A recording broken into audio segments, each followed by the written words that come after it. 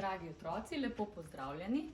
Danes sem za vas pripravila zgodbico Zeleni piščanček. To je zgodba o gosaku, ki si želi piščančka.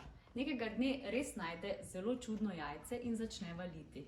Vendar se iz nje razvije nekaj zelenega, čisto nič podobnega gosaku.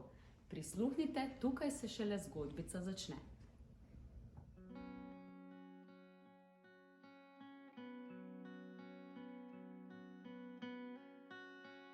V toplem hlevu na kmetiji so živeli pes, petelin, 4 kokoši, nekaj piščančkov in zelo prijazen gosak. Z malimi piščančki se je vsak dan lovil, se skrival ali pa jih je pospremil k ribniku in jim kaj prijaznega zagagal. Toda čisto srečen vendarle ni bil. Potihem si je namreč želel svojega otročička, majhnega, puhastega piščančka. Ko so spomladi kokoši sedle v gnezda in pričele valiti, je bilo gosaku še posebej težko pri srcu. Poskusil si bom uresničiti željo, si je mislil in odkorakal v gnezdo, kjer je čepela rjava kokoš. Dostojanstveno se ji je priklonil in rekel: Dober dan, ljuba rjavka, ali mi prosim lahko podariš eno jajce? Tako rad bi si sam izvalil piščančka. Ko je kokoš to slišala, je tako glasno zakokodakala, da je skoraj padla iz gnezda. Gosak je žalostno odracal iz kurnika. Naslednje jutro pa si je rekel: Ne smem obupati, izpolniti si moram največjo željo.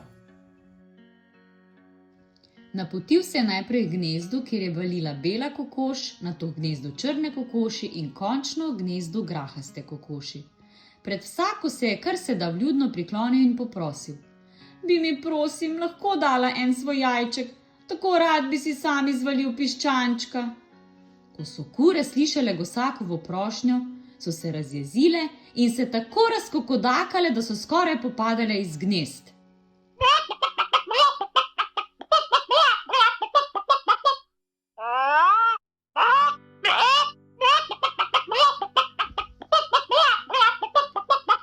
Gosak je žalostno odracal iz kurnika. Sedel je zaskeden in bil je zelo nesrečen. Pritekel je pes in razburjeno zalajal. Slišal sem, da iščeš jajce. Brž pojdi z menoj, našel sem ga. In odpeljal je gosaka na rob gozda. Tam je res ležalo jajce, ogromno jajce. Našel sem ga, ko sem zagrebel kost, je povedal pes. Malce staro je videti, nekam čudno diši, ampak morda bo pa vseeno kaj prilezlo iz njega. Hvala, hvala, je navdušeno zagagal srečni gosak. Bliskovito je zgradil gnezdo, zlezel na jajce in ga grel. Tako je torej sedel dan za dnem in sanjal o svojem otročičku, kako ga bo hranil, kopal in mu pel pesmice za lahko noč. Nekega jutra je zaslišal tih pokec. Jajce je čisto malo počilo, ampak razpoka se je večala in prikazal se je majhen kljunček. Pa je to sploh bil kljunček? Potem je zares počilo. In piščanček se je skobacal na dan. Bil je čisto zelen, imel je čudovite bleščeče luske in tudi dolg rep je imel. Opazoval je gosaka in gosak je opazoval zelenčka. Mami, je čivknil piščanček. Ati, ne mami, je v zadregi odgovoril gosak. Ati, je ponovil piščanček. Tu je, je na ves glas zagagal presrečni gosak. Ati mi je rekel. Ubogi kuža je zmedeno skakal naokrog. Takega piščančka še nikoli ni videl. Ali ni lep moj otročiček? Ja, tako lepo zelen je. Ati lačen, je pisknil piščanček. Gosak mu je nosil črve, polže in sploh vse dobrote, kar jih je našel. In detece je raslo in raslo. Nekega jutra je gosak svečano izjavil: Tako, otrok moj, dovolj si že velik, skupaj se bova odpravila na kmetijo. To bodo živali pogledale. In res, kako so pogledale, gosak je res dobil mladička, ampak takega še nikoli niso videle. Čez nekaj tednov se je lahko že sam igral na dvorišču. Slišal je, kako vsi okrog njega zafrkljivo kokodakajo in celo petelin se je drl. Pa saj ti sploh nisi gosji mladič. Ja, pa sem. Nisi, kar poglej se. Nimaš peres, nimaš kljuna, pa še zelen si. Gosak ne more biti tvoj oče. Zeleni piščanček je zajokal. Stekel je k ribniku in se nagnil nad vodo. Živali so imele prav. Ni imel peres, ni imel kljuna in bil je zelen. Niti malo ni bil podoben gosaku. Najti moram svojega pravega atija, je sklenil. Na bregu ribnika je sedel debel zelen žabec.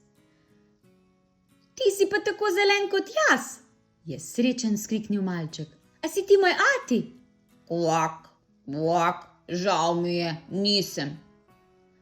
Ni moj ati.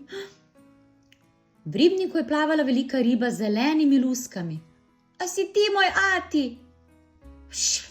S tem nimam nič, je plusknila riba in ni je bilo več. Tudi ta ni pravi. In potem je zagledal zelenega kuščarja s svetlečimi luskami in dolgim repom. Ti si pa tako kot jaz, ti moraš biti moj ati.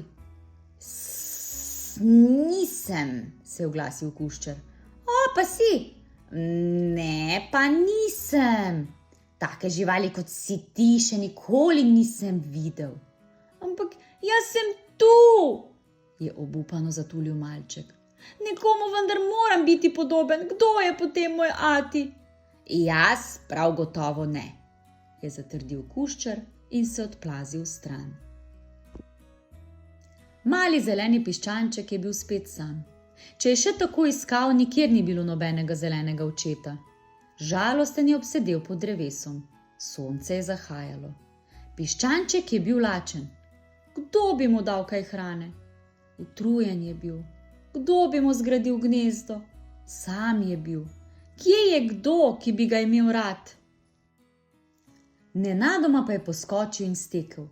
Mimo kuščarja, katerega luska so bliščale v sončnih žarkih, mimo ribnika z ribo, ki tudi ni bila njegov ati, mimo žabona, ki je spet udobno sedel na svojem kamnitem prostoru.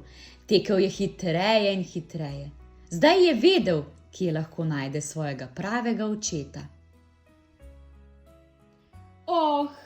Tako rad te imam, ati, in stisnil je glavico pod toplo perut srečnega gosaka.